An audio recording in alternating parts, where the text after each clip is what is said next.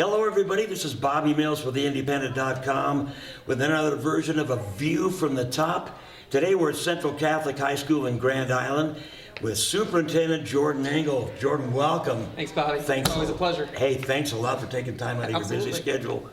He's a lot busier than you know. So anyway, can you tell us a little bit about your background, where you went to high school and college? And Absolutely. So I'm a Nebraskan born and raised. 2009 graduate of Elgin Pope John High School up there in the northeast side of the state. Yeah. So I've been a Crusader most of my life, actually. After that, I attended college at UNK.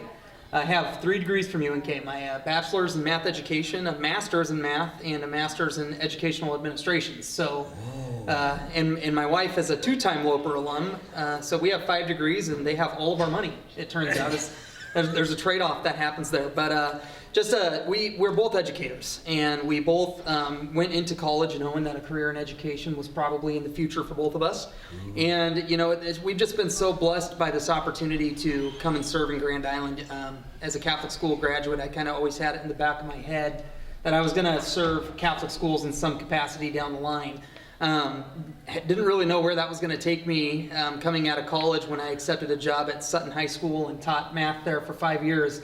But it was a Tuesday morning in January of 2018 when I noticed the ad pop open for Central Catholic in Grand Island, and the rest is history, as they say. So Wow. Here we are. Well, that's great. I didn't realize you were at Sutton for 5 years, but with an aspiration of serving the Catholic community as an administrator, as it would be, I bet that was a great opportunity. So absolutely. Seized it immediately, huh? Yes, and Sutton's a wonderful place. Oh, it is a great town. It's just a great town. But it wasn't Sutton Central Catholic, Yeah. so I mean, probably never will be. Probably not. So, you were recently named superintendent. I think it was recently to me, I think, and of course everything happens quickly for me, but you're not only the superintendent here, but are you the superintendent, I believe, of the Diocese of Grand Island? That is correct. And that includes other high schools. Now, can you fill us in on that? Right, so it's an interesting position. The Catholic Church in Nebraska is split into 3 dioceses. There's the Archdiocese of Omaha, and of course Archbishop Lucas then is Archbishop of all of Nebraska. Right. But in addition to the Archdiocese of Omaha, there's the Diocese of Lincoln and the Diocese of Grand Island, each with their own bishop. So altogether that's called an ecclesiastical province, which is a fancy way of saying that's how the church governs itself within the state of Nebraska. Right. So the Diocese of Grand Island covers everything, basically, give or take. There's a little bit of variance to this, but from Grand Island north to South Dakota border, west to the Wyoming border. Okay. So as superintendent of schools for the Diocese of Grand Island, I oversee all 12 schools that lay in that geographic range. So for high schools, that includes, of course, right here at Central Catholic, Kearney Catholic, North Platte, St. Pat's, and Spalding Academy. And then for my K-5 and K-8 schools, that takes me out to Scotts Bluff, Ord, Alliance, Spalding again, Ogallala, North Platte, Kearney, and Grand Island all have some representation in that pre-K to 8 range. So it takes me about 3 days to hit all of my schools and just make an appearance. That is pretty good, though. It's so much fun to see the different environments at all of the Catholic schools spread throughout the diocese. Wow. And I have to give a shout out to all of the principals that we have at these different Catholic schools because they're wonderful. From a management standpoint, it's very easy to fulfill the role of diocesan superintendent because a lot of that is just making sure that from a logistical and legal standpoint, we're doing everything we need to do to stay accredited, to take advantage of any government opportunities that we might have, even though they're few and far between. And really, from the operational standpoint, we're very subsidiary in the fact that our principals at the different schools do a phenomenal job managing, and they know their communities well. I mean, I'd love to lie and say I know a lot about Spalding, Nebraska, having grown up not too far away in Elgin. But, it's its own community, just as Grand Island is. But that being said, just being able to serve as an advocate for all of the Catholic schools in this diocese is really what that job is all about. And we're blessed to have a bishop who just loves Catholic education and is very passionate about the future of Catholic education in the diocese. And because of that, it's a joy of a position to have. Wow, I didn't realize you had grade schools because at one time, if we turn the clock clear back, there was Sidney St. Pat's and Shadman Assumption and all of those schools. But, I looked at these grade schools and I said, well, I want to have to touch on that because Jordan doesn't have jurisdiction over that. Was I ever surprised. And it's actually all of those schools that used to be. You mentioned Shadron and Sydney. There's Lexington. There's Sacred Heart and Gering. All these different places. A lot of those elementary schools and middle schools, although they are no longer functioning as schools, there are still the corporations in place. So even in my role as superintendent, for example, out at Sydney St. Pat's, they still have the foundation that was part of the school. So I have to vote on things that happen there by proxy, despite the fact that it's not a school. So it's a very unique position, to say the least. No grade school? No. Oh my goodness. Nothing. Just a foundation. Oh my gosh, I'm glad to hear. That is weird. Right. Wow. I didn't realize that. Learn something every day, especially from this guy. So, a few years back, I don't know, was it 3 or 4 years ago that there was this? Did you create this feasibility study for a grade school here? Yes. So that was my first year here. That was 2018. Okay, and then the pandemic hit, so we had to put that on hold. Now, where do we stand with that? So. You mentioned turning the clock back a little bit ago. If we turn it back far enough, there were 2 Catholic elementary schools serving the Grand Island community. One at St. Mary's down there and downtown Grand Island, and then one up at Blessed Sacrament in the north side of town. Over the years, a decision was made that the elementary schools would be closed to kind of favor the high school in a time of economic burden, which, we're in a situation now where we really want to explore the option of bringing that elementary Catholic education back to Grand Island. Not only because it serves the mission of what we want for our Catholic school, but in addition to that, Grand Island is a growing city. It is a growing city with a growing population, and with that comes the demand for new choices and for new opportunities for education. And we're very blessed as a community. When you look at Grand Island Public Schools, Northwest Public Schools, Trinity and Heartland Lutheran, and Central Catholic included in that, we have great educational opportunities here in Grand Island. We do. And I don't think people realize just how blessed we are sometimes in that regard. But at the elementary level, what I see right now is the call for something new in terms of choice. And we want to be able to provide that for Grand Island. So back in 2018, when I took over as principal here, not knowing then what I know now, my thought kind of was, why doesn't Grand Island have Catholic elementary school? If Elgin, Nebraska can do it, then Grand Island, Nebraska can do it. Exactly. And so we kind of launched off back then. Dr. Dick Meyer at the time was the chair of the Educational Administration Department over at the University of Nebraska Kearney. Okay. So I had studied under him for a number of years, gathering my principal certification.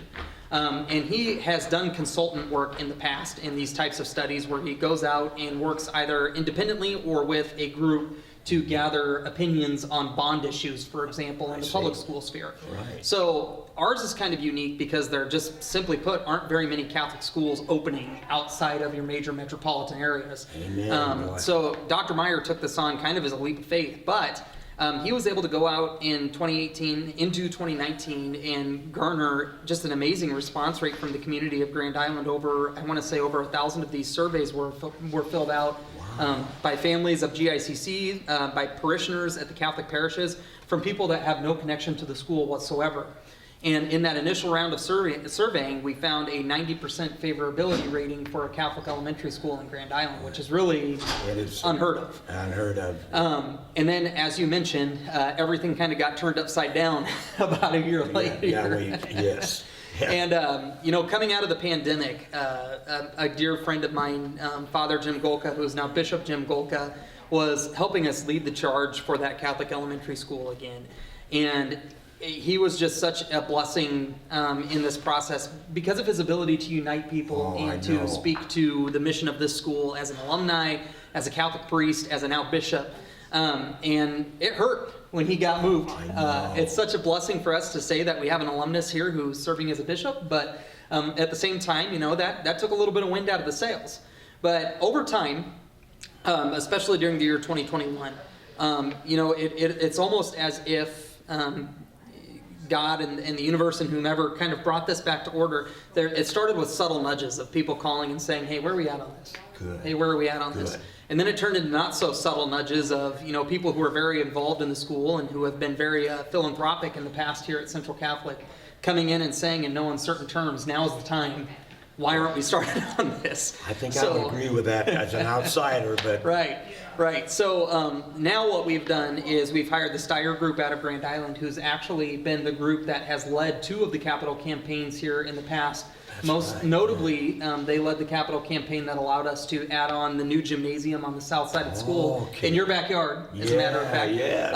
And the Steyer Group right now is doing the financial portion of the feasibility study, where they go out and speak to benefactors of the school, speak to really anybody who wants to come in and schedule a time to meet with their representative here to get the hard numbers and the hard facts. How much are you willing to give to this? Is it a sacrifice that's worth making? And what we've seen so far through 5 weeks of this financial feasibility study is that the support that was stated back in 2018 and 19 through this opinion study is being echoed and surpassed in this financial feasibility study. Wow. And it's becoming very apparent that there's a lot of positive momentum here. So where things stand right now is, to answer your short question in long form, where things stand now is we're 3 weeks from the end of this study. At the end of April, they're going to present their findings to the bishop, to the pastors of the parishes here, and the school board, and then it's decision time. So and who's involved in that? The pastors, the bishop, myself, and the leadership from our foundation and school boards. Okay. Right. And if this thing, number one, I do think it's probably the best time there's been in quite a while. Right. But on the other hand, if you do pull this off, it's almost like a miracle, but it still can be done, I think, because of the need right here. Now, can you tell me, like in the Lincoln Diocese, almost every one of those schools has a grade school, don't they? Right. It seems to me. I'm not sure. I'm thinking of St. Cecilia, and I don't know about Newman, but Pius, I'm not sure what their feet, or St. Michael's, I'm not sure. Right. There's probably a reason for that. Right, and it's interesting to me, having grown up. I'm a 3rd generation Catholic school alum. My wife is a 3rd generation Catholic school alum. Yeah. I'm actually a convert to the faith myself, and, my goodness, I didn't realize that. Didn't start attending a Catholic grade school until well through my elementary career. And it was a really life-changing experience for me in those primary years because of the formation that happened at that young age. And that's something that I want for my kids, and it's something that I know that a lot of my friends and people that I am around want for their kids as well. And there's kind of 2 things that I live by and manage by here at Central Catholic, and people hear me say these things a lot. The first one is we trust God, and God provides is the second one. Yep. So there you go. You mentioned that it would be miraculous, and I agree. I think it would be nothing short of a miracle, but we trust God, and in turn God provides for us. Right. And I think that's evident in the fact that despite every obstacle that seems to be thrown in the way of this project, it seems like the momentum picks up again, and people are coming through for us. And we're so blessed. That's the main thing. And so this decision will be made in less than a month? Is that what we hope so? Okay. Yes. April 28th is a big day. That's the day where these findings come out, and trust me, when the decision is made, you'll know. We'll be shouting from the mountaintops. I bet you will. And the building would actually be located in the northwest section of the parking lot, would that be? Yes. Okay. That is correct. We'll actually be the first pre-K-12 campus here in Grand Island. Yeah, absolutely. Which that's how Sutton was, actually. Yeah. Sutton preschool through 12th grade is all in the same building. So while we were there, my wife would teach kindergarten, and I would be teaching collegiate math, and her kindergartners would come down to do number hunts with my calculus students. And, while that sounds so frivolous, it's a beautiful thing. It the is. The mentorship, the leadership, the character development that goes on there for the seniors and the kindergartners.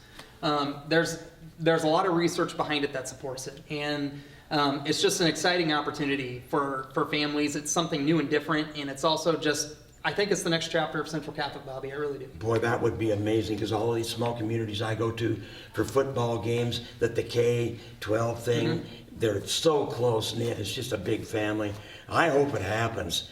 So what's new and exciting here in this building, and why should people want to attend GICC? Right. There's one reason right here, folks. Woo. Well, I appreciate that, Bobby. Well, no kidding. I'm spoiled. My staff is great. I have some of the greatest teachers I've ever met work in this building, and give it their all and their heart, and they put their soul into what they're doing. And, I think that the data-driven testament to that is the fact that I don't have to hire teachers very often. My people are here and they want to be here, and you know, I'm here to tell you, we've got the best staff around, and that's not just me blowing smoke. They're good at what they do, and they're committed to their cause.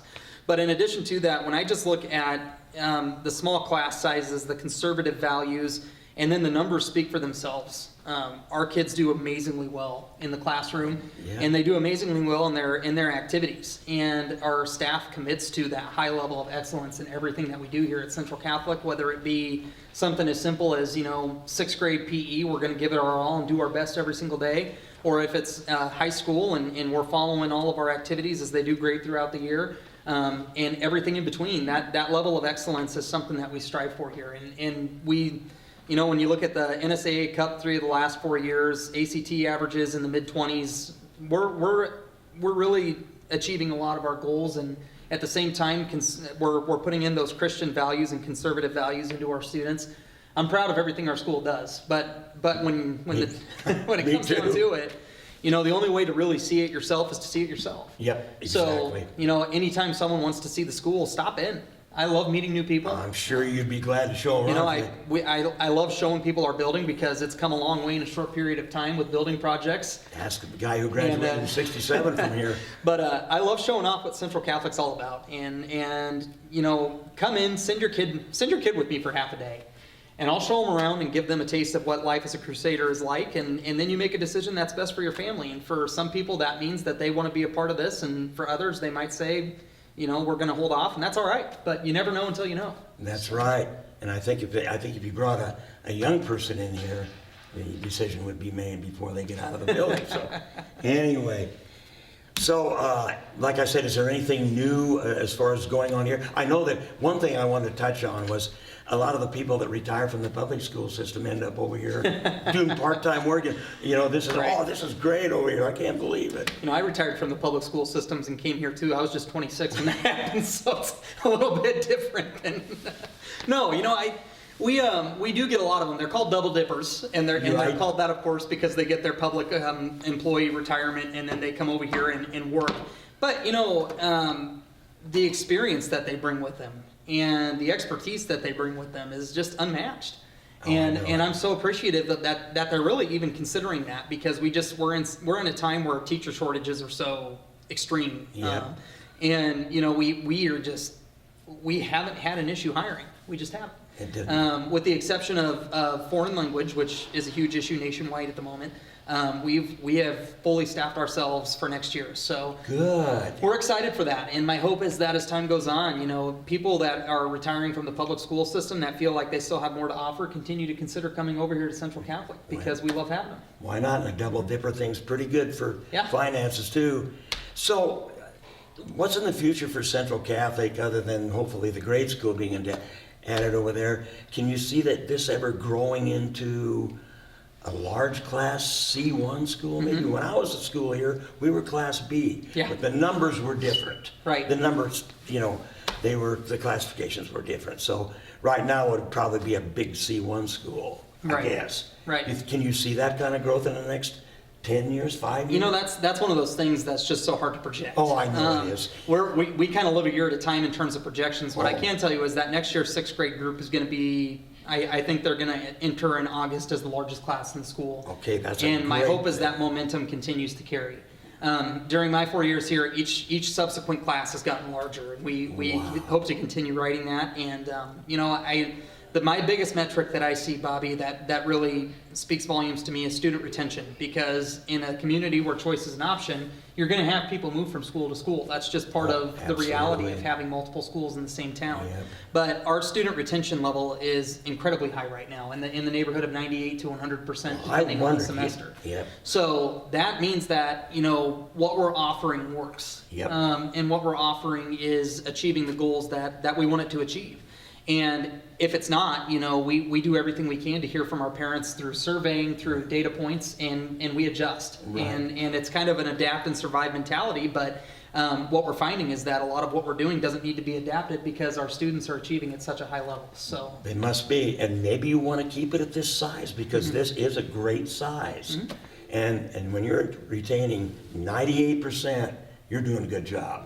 So, I mean, come on, man. Hey, we're working hard. That's right. Hey, what a great thing spend time with you today and enlighten us on the grade school thing. And I think it can happen. And we'll find out shortly to see how big, see how generous people's pockets are. But, Absolutely. But I think the need is there now, and we'll hope a little bit. And since I'm a Central Catholic grad, we'll do a little praying on it. Hey, there you go. That All sounds right. like a great plan. Jordan, thank Thanks, you Bobby. for taking that time. Jordan Engle, Central Catholic Superintendent, and far beyond, behind the camera, McKenna Glamory. We'll see you next time from Central Catholic High School here on A View from the Top.